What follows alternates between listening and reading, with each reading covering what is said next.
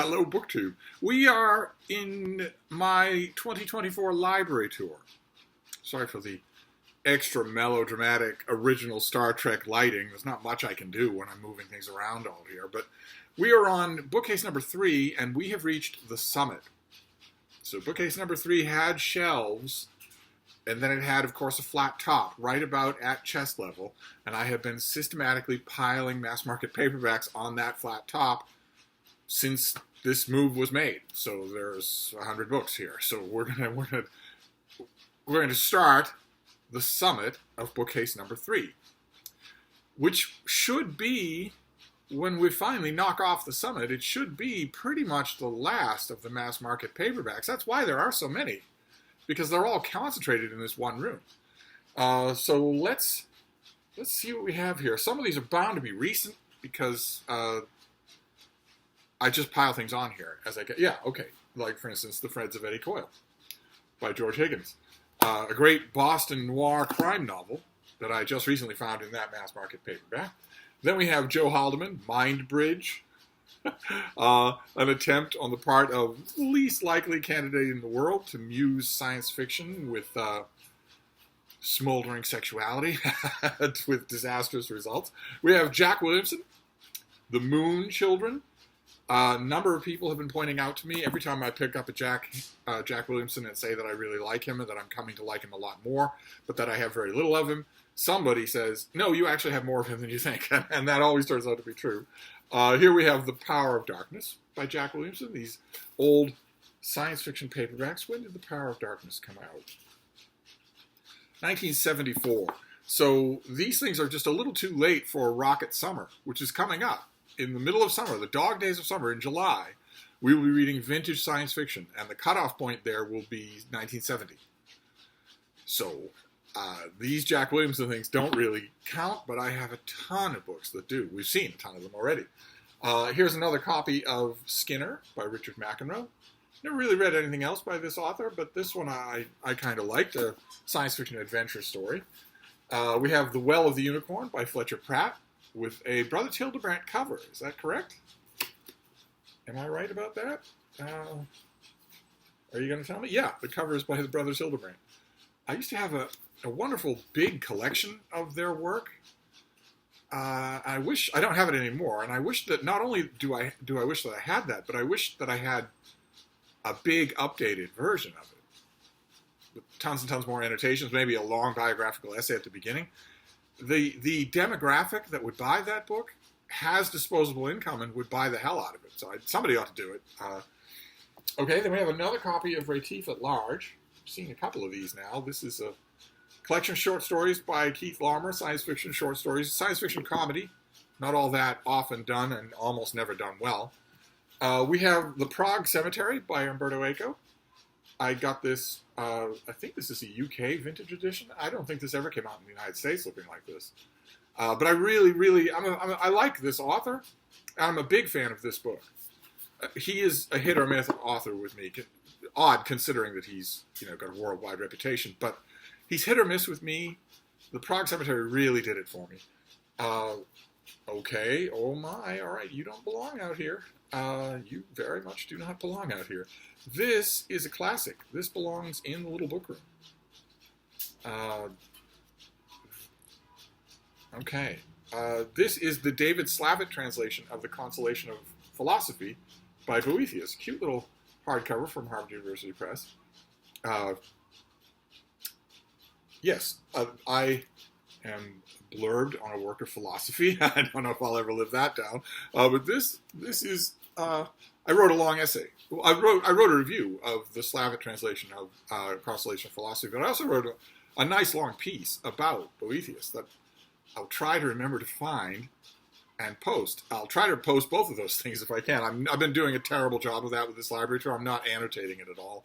That's really bad. Okay, then we have another Magnum Easy Eye edition. We saw one of those, The Adventures of Tom Sawyer. This is Dracula. Just a very battered old thing that has somehow managed to stay in one piece. So I'll take it. Okay, then we have history. All the history is going to have to go together. I won't sweat it now, but it's all going to have to go together. This is Bruce Bliven. This is his book, Battle for Manhattan. about George Washington's long, disastrous retreat down the island of Manhattan in advance, barely sometimes, of advancing British troops. He did not know. Historians often say that Washington knew perfectly well that if he turned and gave them formal dress battle, he would badly lose. The whole of the Continental Army would be captured. That is not true. Washington's subordinates knew that. Washington wanted the whole time to turn and give them battle, to turn and give the British battle, to turn and give line and regiment confrontation to the greatest soldiers in the world. With his ragtag little militia. And he was constantly talked out of it. The whole length of the island, he was constantly talked out of it. Okay, then we have another copy of Creator by Jeremy Levin. A great novel, a fantastic 20th century novel. This is the movie adaptation cover from, I'm guessing, the 1980s. Is that right? The book is 1980. This is a 1982 cover with Peter O'Toole and Mariel Hemingway and a young actor named Vincent Spano. Really wish that more had happened with Vincent Spano. He had tremendous talent. And the movie is really good. The movie has David Ogden Stiers as well. And the movie is... There's no way that you could capture the whole of the book in a movie. The book does all sorts of surreal narrative tricks that can't be captured on film. In other words, the book is a book. It leans into its strengths as a book. But there are parts of it that you can definitely film, and the maker of the movie chose one of those parts. I believe with Jeremy Levin's help. Didn't Jeremy Levin help to write the movie? Yeah, the screenplay is by Jeremy Levin. So he chose one aspect of his book about a scientist trying to regrow his dead wife from genetic material. Then we have an old vintage mass-market paperback of The Code of the Worcesters by P.G. Wodehouse with a great J.C. Leyendecker cover. Look at that cover. That was originally an advertisement, probably for Arrow collars, but it works perfectly as a signal of Jeeves and Worcester, and also fits perfectly with my own conception of what these characters should be. That Jeeves is older, and that Bertie Worcester especially is young, that he's very young, that he's just out of college. Just out of Oxford. He's never portrayed that way. He's always portrayed as slightly older. I don't really know why, but this is my favorite of all of Wodehouse's novels and short stories about an idly rich young fop named Bertie Worcester and his all-knowing, all-seeing valet Jeeves. Jeeves is omniscient and solves all the problems that Bertie Worcester and all of his friends get into. The stories are their prime summer fare, first of all. They're perfect to read in the summer. And they're also a perfect pick-me-up. No matter what kind of a reading slump or doldrum you're in, no matter what kind of a personal life doldrum you're in, they'll really work to fix it. Then we have Taylor Caldwell writing in collaboration with Jess Stern. This is the novel I, Judas. Historical novel rendering the story of Jesus, largely from the viewpoint of Judas Iscariot, and really, really good. There are parts in it that are really, really good. There are parts in it that betray its origin. This was produced in 1977, and there are quite a few parts in I, Judas where Jesus sounds like a New Age guru. But there's also a lot of wonderful historical thinking in it. I enjoyed it quite a bit. Okay, then we have another Viking Portable Edition. We've seen these in a number of different designs. Here's one that's this is the Viking Portable Johnson and Boswell. Because Johnson and Boswell co-star in a number of works of literature that Boswell wrote. The foremost being, of course, Boswell's Life of Johnson, and this has a large amount of that in it. But also the other books where Johnson is a big, charismatic guest star in something that Boswell is writing. So a terrific volume. All right. Then we have another Viking Portable Edition. You can see already this is just a different design. This is the Viking Portable Victorian Reader with wonderful choices in here. There are quite a few people in here who are predictable, but there are quite a few people in the Viking Portable Victorian Reader that are not predictable. And that's wonderful. That makes it an anthology to have, and it's never going to be reprinted. These Viking Portables should never go out of print. They're really, really good.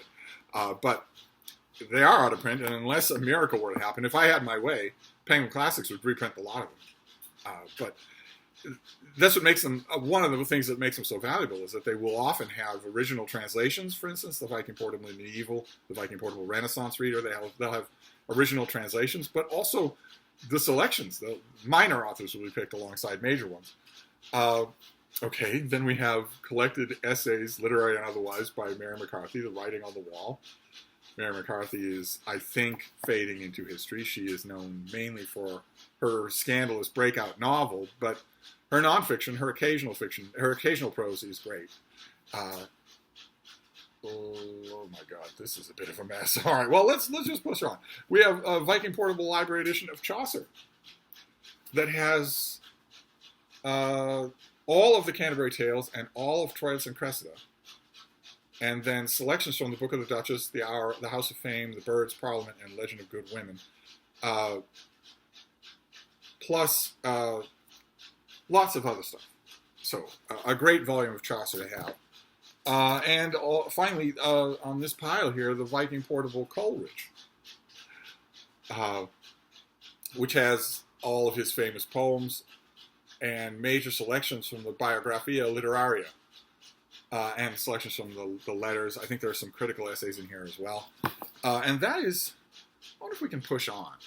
We're at the 11-minute mark. I bet we can push on. Let's get the whole of this done. That was the front of one column. Let's see if we can do group batches here so that we can speed things along. I bet we can. Like, for instance, this next batch is easy. It's Louis L'Amour. We've seen them just recently. I just recently got them. These Louis L'Amour mass market paperbacks that I got at the Brattle Bookshop in preparation for June on the Range. They aren't with the rest of my Westerns, but here they are. And this is also something that I tossed on here, The Lady Killers, Cage #1. I'm thinking this is probably a candidate for Garb August. This is about two super sexy super agents who are also identical twins. We have this paperback of All the King's Men by Robert Penn Warren, a great political novel, grim and dark, just an eatable tragedy. We have Star Axe by Duncan McGeary, fantasy novel from, who did this? Tower. That I don't think this ever had any sequels. I don't think I've ever read anything else by this author. I quite liked this volume. When I originally read it in 1980. So, goodness gracious, that was a long time ago. That was 45 years ago. I'm due for a reread. Then we have another Jack Williamson. Obviously, all the Jack Williamsons need to be together. This is 3 from the Legion, with this weird cover going on here.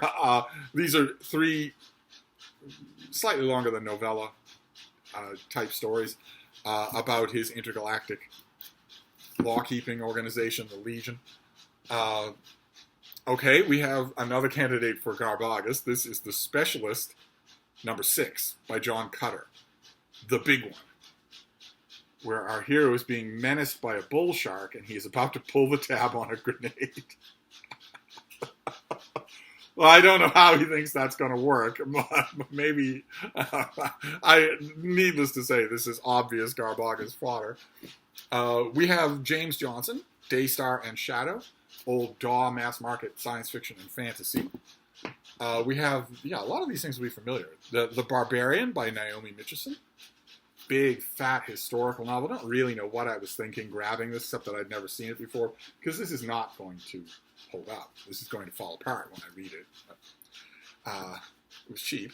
Then we have Jonathan Fast, Mortal Gods, with a Rowena cover. Is that right? No, that's a Boris Vallejo cover. Vintage science fiction and fantasy. We have more Daw mass market paperbacks here. This is Brian Stapleton, Journey to the Center.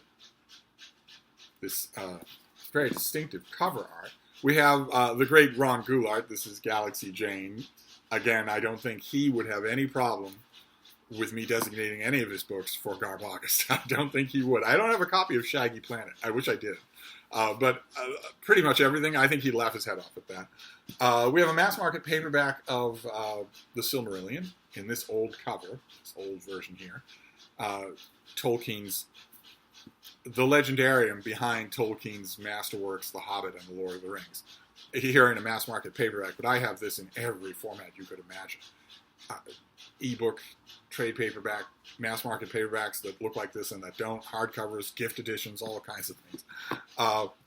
Let's see here. We have another Jeeves and Wooster. This is Much Obliged, Jeeves, with these great old Iconicus covers that I once had this whole set and I got rid of them. I wish I had them. I have them as ebooks, but I wish I had these.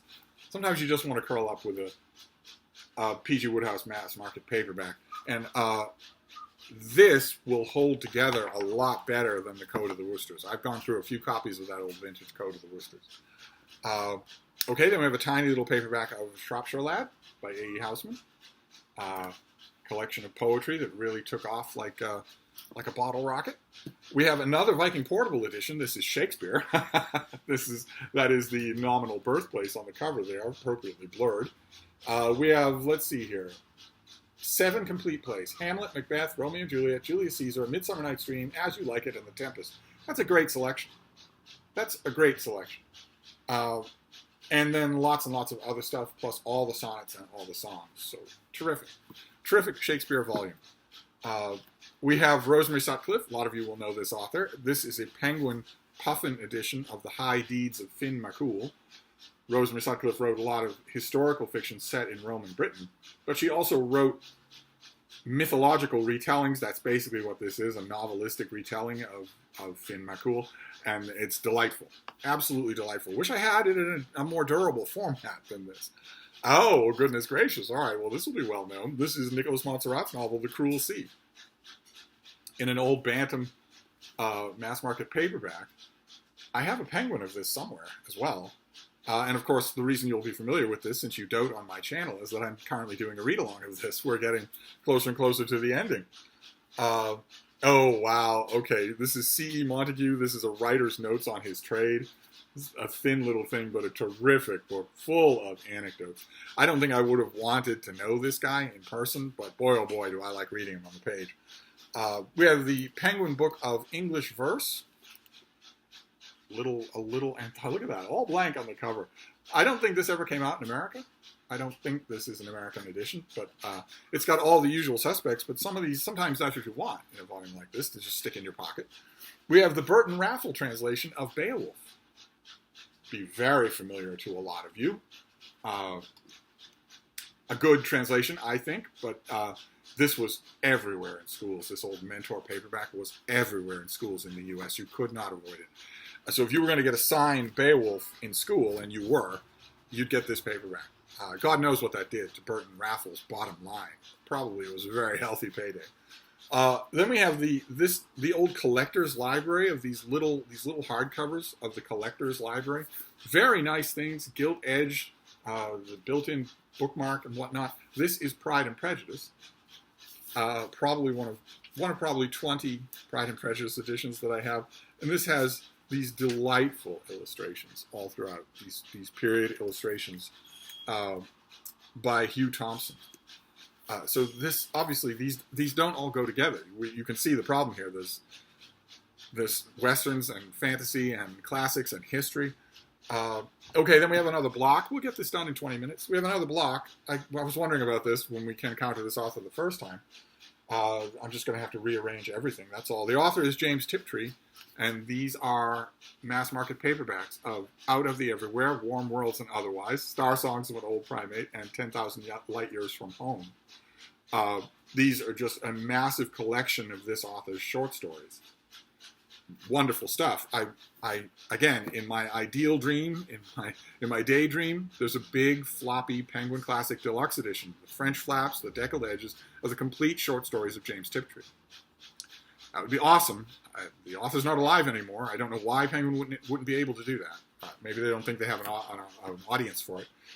And then finally, Edmund Taylor. This is The Fossil Monarchies, a book about all of the monarchies that were toppling and teetering and ready to fall at the doorstep of World War I. So history, like a few of the other volumes that have come up here.